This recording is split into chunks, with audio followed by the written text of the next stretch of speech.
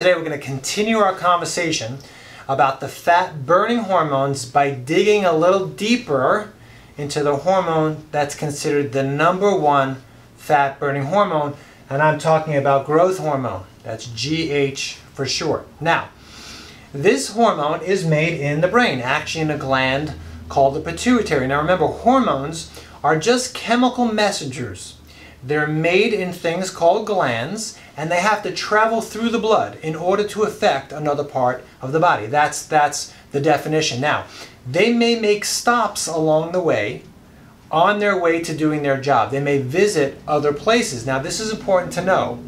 In order to understand growth hormone and in order to maximize, right, its ability to help you burn fat. Why? Why is that important to know? Because like many of the fat burning hormones, in fact all of them, growth hormone works first through the liver, on its way to helping you. It works through the liver. So what? Well, your liver needs to be in tip-top shape, right? It needs to have its ability to detoxify. The biochemical detoxification pathways, there's a phase 1 and a phase 2 and a phase 3. It has to be working as efficiently as possible. So a liver detox program is essential to any weight loss program, and almost no diets do that. Now, GH, growth hormone, does a few things once that's in place, right?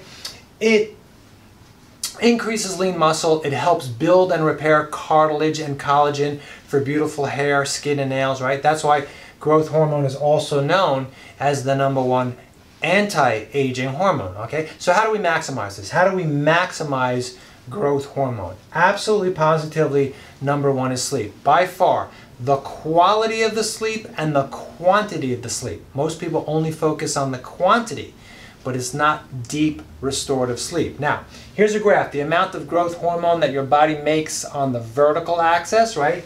Time of day on the bottom there.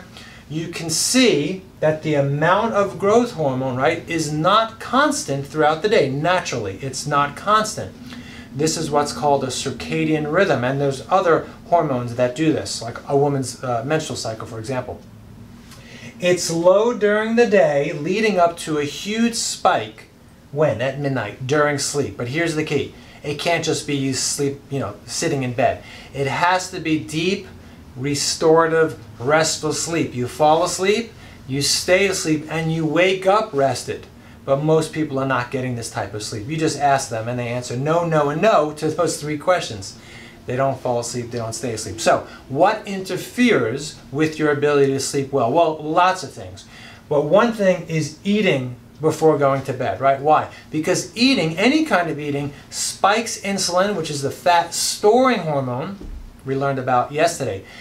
Especially eating a lot, right? Because more food equals more insulin, and especially a specific type of food known as the sugars, right? So people go to bed, they have a piece of cake, they have a slice of bread, they have some fruit juice, pure sugar, sugar, sugar.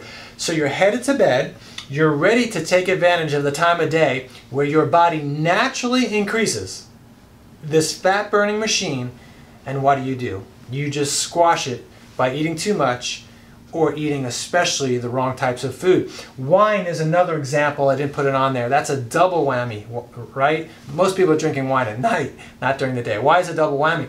Because first of all, it affects the liver. Alcohol affects the liver, which must be clean and efficient, as we said, and it also spikes insulin, especially if it's sweet wine, like red wine. So you do not, guys, you do not want to spike insulin before going to bed. What else, right, other than maximizing your sleep? How about food during the day? What type of food during the day excuse me, is best for growth hormone?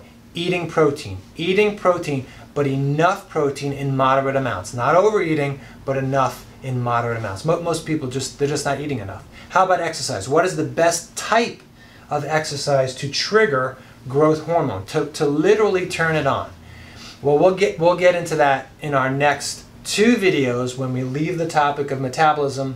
The next 2 videos are on exercise, guys. But for now, just know that it really surprises people.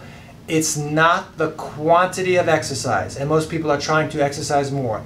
It's the quality. Usually this requires exercising less, but in a very special way, a way that will increase your fat burning hormone over 500%. And that's the subject for tomorrow's video. So stay tuned for that. Please connect with us. I hope you learned something today. Our office is 973-376-8383. You can ask questions, put a comment. If you write yes in the section below, we'll reach out to you, give you a link on how we can give you details about how to take advantage of those free consultations, right? Please share this video, but I appreciate you guys listening. Look forward to that next video, and bye-bye for now.